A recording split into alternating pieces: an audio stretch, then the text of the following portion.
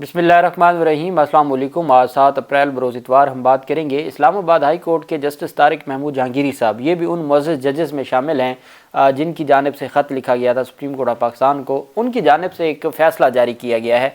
Basically तो ये 2 रुकनी bench था, लेकिन तारिक महमूद जहांगीरी साहब आथर है इस जजमेंट के, जिन्होंने ये फ़ैसला दिया है। और अडयाला जेल के सियासी कैदी के हक़ में ये फ़ैसला है और सरकार के ख़िलाफ़ चार्ज शीट है जो मैं आपके साथ शेयर करने जा रहा हूँ। जबकि दूसरी जानिब IMF के बेल आउट पैकेज से पहले ही वज़ीर आज़म ऑफिस के अफसरान को 4 महीनों की तनख्वाहें दे दी गई हैं इजाफ़ी। और ये बदकिस्मती है हमारे मुल्क की कि जहाँ गरीब आदमी के लिए खाने को राशन नहीं है, वहाँ पर पहले ही अशराफिया को नवाजा जाता है और अब मज़ीद नवाजा जा रहा है। दूसरी जानब जो बशाम धमाका हुआ था उस पर हुकूमत पाकिस्तान ने, फेडरल हुकूमत ने, शहबाज शरीफ ने 5 अफसरान को हटाया, जबकि दूसरी जानिब खैबर पख्तूनख्वा हुकूमत ने दूसरी रिपोर्ट जमा करवा दी है जिसमें वफाकी हुकूमत की कारकर्दगी पर सवाल उठाया गया है और बहुत अहम मामला है, उसके ऊपर भी हम बात कर लेंगे।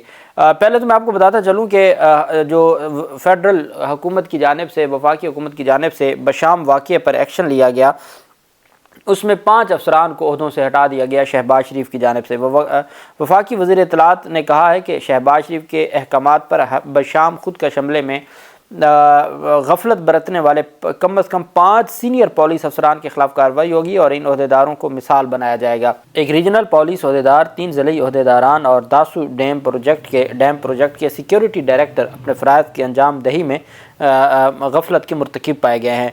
वफाकी हुकूमत का कहना है कि शहबाज शरीफ ने अहकामात सादर किए हैं, मज़कूर अफसरान के खिलाफ फौरी कार्रवाई अमल में लाई जाएगी, ताहम उन्होंने सज़ा के हवाले से वजाहत नहीं की। चीनी बाशिंदों की सिक्योरिटी की निगरानी वज़ीर आज़म आइंदा से खुद करेंगे और जो अहदेदार गफलत के मुर्तकिब करार पाए गए हैं उन्हें निशान इबरत बनाया जाएगा। उनका कहना था कि चीनी बाशिंदों की सिक्योरिटी का मामला इंतहाई संजीदगी से लिया जा रहा है और किसी किस्म की कोताही बर्दाश्त नहीं की जाएगी। और साथ वफाकी वज़ीर इत्तलात ने कहा है कि फौरी कार्रवाई इस बात का सबूत है कि चीनी शहरियों की सिक्योरिटी के मामले पर मुस्तकबिल में कोई गफलत बर्दाश्त नहीं की जाएगी। बदकिस्मती से माजी में वक्तन फ़वक्तन ये सारा कुछ होता रहा और चाइना के साथ पाकिस्तान के ताल्लुकात को ख़राब करने के लिए दुश्मन हमेशा टूल के तौर पर इसे यूज़ करते रहे और हम मुस्तकबिल की गर्दान अलापते रहे। मज़ीद कहा गया कि शहबाज शरीफ खुद चीन से बड़े जुड़े मनसूबों, चीनी बाशिंदों के मामला देख रहे हैं और इस हवाले से एक मौसर निज़ाम तरतीब दिया जा रहा है।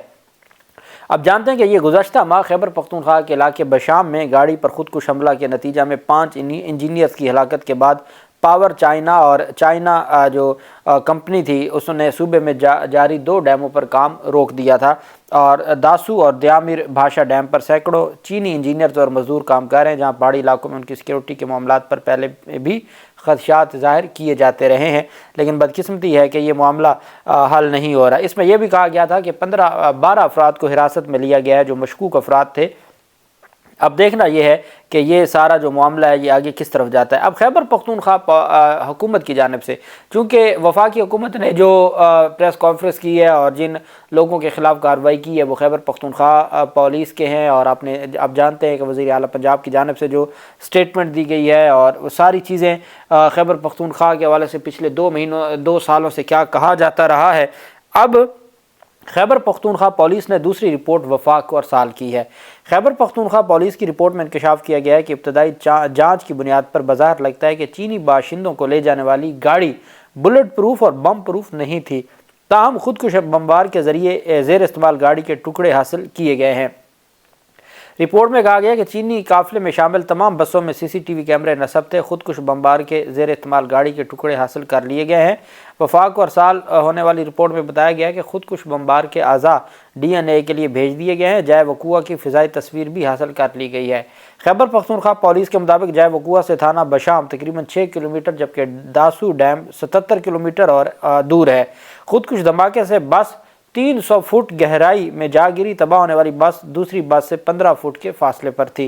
और साथ उन्होंने कहा है कि हम जो तमाम तफसीलात हैं मज़ीद भी, ये दूसरी रिपोर्ट है। सबसे बड़ी बात इसमें जो एक तशवीशनाक है वो खैबर पख्तूनख्वा पुलिस की जानिब से कहा गया है कि ये जो गाड़ी थी ये हमें लगता है कि ना बम प्रूफ थी और ना ही बुलेट प्रूफ थी और इस वजह से ये सारा वाक़या हुआ और ये इंतहाई अफसोसनाक मामला। ये इस्लामाबाद से जा रहे थे जो उस डैम पर काम करने के लिए और उसके बाद ये सारा वाक़या पेश आया। دوسری طرف جو اہم پیش رفت سامنے آئی ہے، IMF بیل آؤٹ پیکج سے قبل وزیر اعظم آفس کے افسران کے لیے 4 اضافی تنخواہوں کی منظوری دے دی گئی ہے۔ ڈیفالٹ سے بچنے کے لیے IMF سے نئے بیل آؤٹ پیکج کی درخواست کے لیے واشنگٹن روانگی سے چند روز قبل وزیر خزانہ محمد اورنگزیب نے وزیر اعظم آفس کے افسروں کو 4 تنخواہیں دینے کی منظوری دے دی۔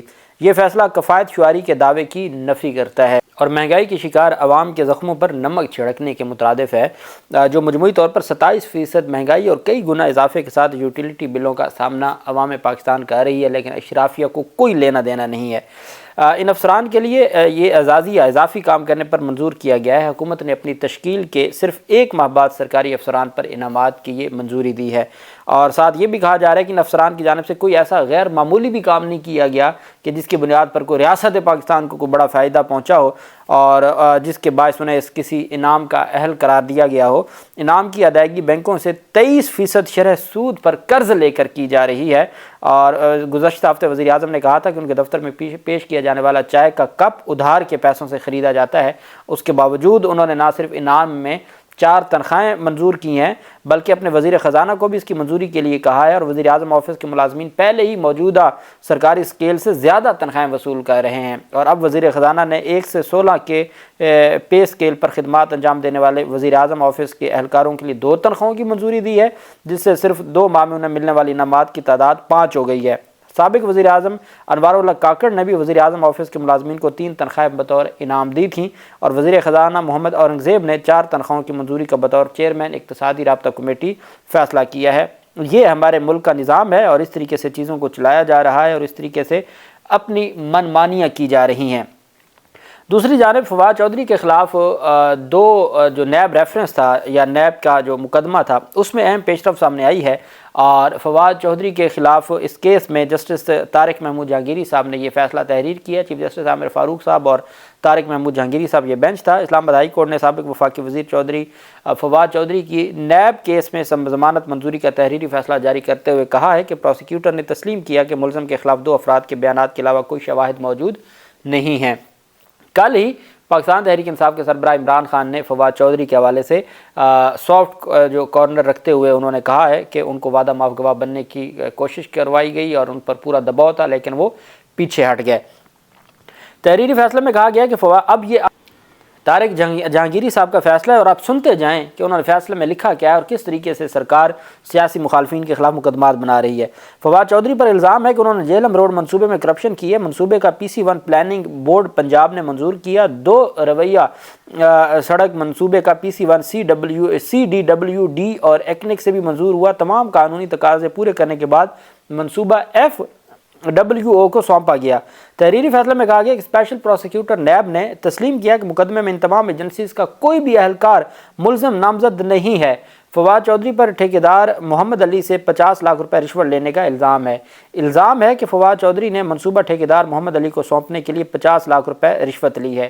ٹھیکیدار محمد علی کا بیان نیب کی جانب سے ریکارڈ کیا جا چکا ہے۔ تحریری فیصلے میں کہا گیا کہ ہائی وے ڈویژن کی XEN کے مطابق فواد چودھری نے منصوبے کی فوری فیزیبلٹی رپورٹ بنانے کے لیے بھی دباؤ ڈالا۔ ملزم فواد چودھری کو 19 دسمبر 2023 کو گرفتار کیا گیا اور مقدمہ صرف ابھی انکوائری سٹیج پر ہے۔ اس معاملے کی تحقیقات کی سفارش ہوئی، نہ ہی ریفرنس کا فائل کرنے کی سفارش ہوئی، کہ نہ تو اس کیس کی انکوائری کی کوئی سفارش کہیں سے آئی ہے چیئرمین نیب کی جانب سے، نہ ہی کوئی ریفرنس فائل کرنے کی سفارش ہوئی ہے۔ نیب کے دفعہ 4(2)B کے تحت یہ معاملہ نیب کے دائرہ اختیار میں نہیں آتا تھا۔ اسلام آباد ہائی کورٹ نے کہا کہ فواد چودھری کی ضمانت کی درخواست 10 لاکھ روپے کے مچلقوں کی عوض منظور کی جاتی ہے۔ ضمانت منظوری کا فیصلہ کیس کے ٹرائل پر اثر انداز نہیں ہوگا، لیکن جج صاحب نے جو آخری الفاظ لکھے ہیں وہ ایک چارج شیٹ ہے اس پورے نظام کے خلاف۔ انہوں نے کہا کہ as the project has been approved by the CDWP and ECNEC after completion of all legal and codal formalities the contract has been awarded to MS جو MWF ہے۔ So in the light of section 4(2)B of the national accountability ordinance 1999 the matter of the petitioner does not fall within the ambit of national accountability bureau, کہ یہ ان کی دائرہ اختیار میں بھی نہیں آتا جس بنیاد پر اس کو اتنے مہینوں سے گرفتار گرفتار کیا ہوا ہے، یہ عدالت کہہ رہی ہے، اسلام آباد ہائی کورٹ کہہ رہی ہے، اور انہوں نے ضمانت منظور کی، وہ رہا ہو کے گھر بھی پہنچ گئے ہیں، اور اب بہت جلد پاکستان تحریک انصاف میں واپسی بھی ان کی ہو جائے گی، چونکہ کل عمران خان کی جانب سے یہ کہہ دیا گیا ہے، اور انہوں نے بڑی مشقتیں اور مصیبتیں جھیلی ہیں ان پچھلے 5-6 ماہ میں۔ اللہ پاک پاکستان کا حامی و ناصر ہو۔ بہت شکریہ، اللہ حافظ، پاکستان زندہ باد۔